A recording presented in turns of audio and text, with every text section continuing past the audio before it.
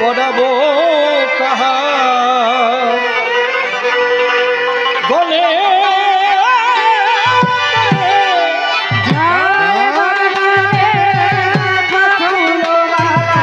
পড়াবো কাহা গলে পড়াবো কাহা গলে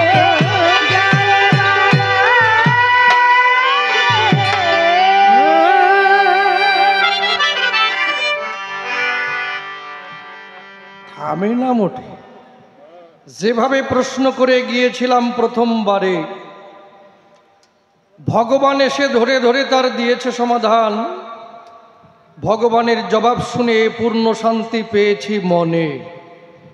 তার মধ্যে করতে হবে বিরুদ্ধ আচরণ।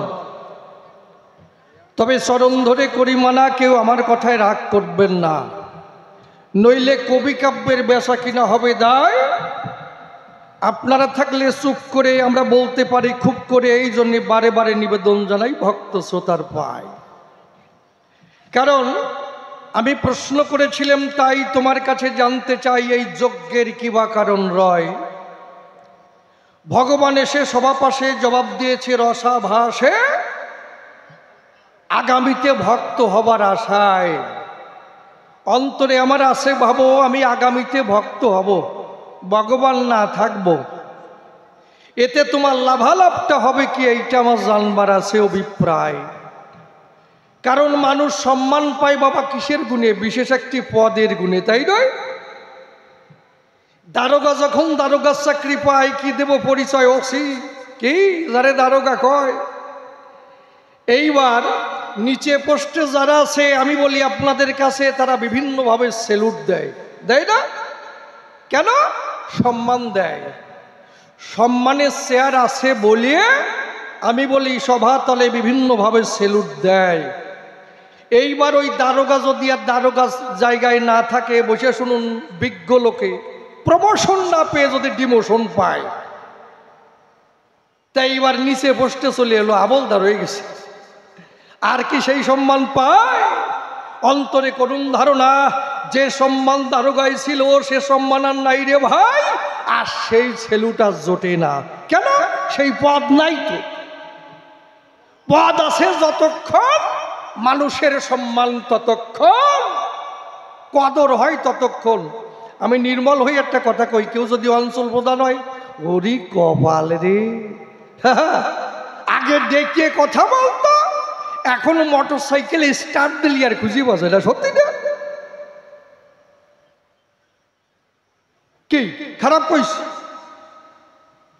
এই জন্য পদ যতক্ষণ আছে, খুলে বলি সবার কাছে, ওই পদে কিন্তু সম্মান বাড়ায়।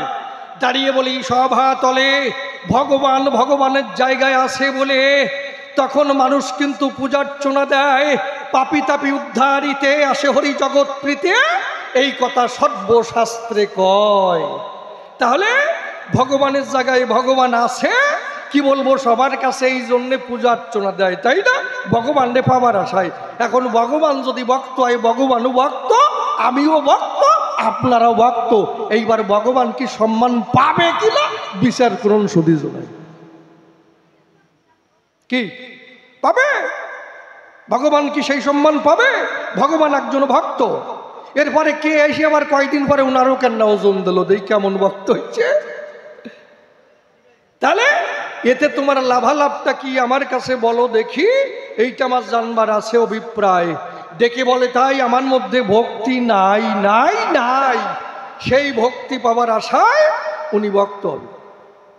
আচ্ছা, ভগবানের মধ্যে কি নাই? শ্রীকৃষ্ণ যিনি, বসে শুনুন জ্ঞানী গুণী, সর্বগুণের অধিকার তিনি, সর্বশক্তিমান কৃষ্ণ জনার্দন, সর্বকারণের কারণ। তাহলে সেই কৃষ্ণের মধ্যে কি শক্তি নাই? ভক্তি নাই। কারণ ভক্তি কোথায় থাকে? ভগবানের মধ্যে যে যে গুণ থাকে, বসে শুনুন বিজ্ঞ লোকে, ভক্ত তার ভক্তির সাধনায় ওই সমস্ত গুণকে আহরণ করিয়ে তারপরে সমগুণান্বিত হয়ে করে শ্রীকৃষ্ণের ভজন। তা ভগবানের মধ্যে যদি না থাকে, বসে শুনুন বিজ্ঞ লোকে, তাহলে ভক্ত কি করে পায়? কারণ ভগবান সর্বগুণান্বিত, কথা মিথ্যা নয়। তাহলে তিনি সর্বগুণের অধিকারী, খুলে বলি সবার বরাবরই। এই জন্যেই ভক্তগণ তাহার কাছ থেকে কিছু কিঞ্চিত পায়। তাহলে কেন ভক্তি নাই? আর তুমি কও আমার মধ্যে ভক্তি নাই, তাহলে কেন নারদরে কও নারদ তোর ভক্তি হোক? কি আপনার কাছে আমি ৫,০০০ টাকা ফটাং করে দিয়ে দিলেন, তাহলে আপনার কাছে যদি টাকা না থাকে কি করে দিলেন? তা ভগবান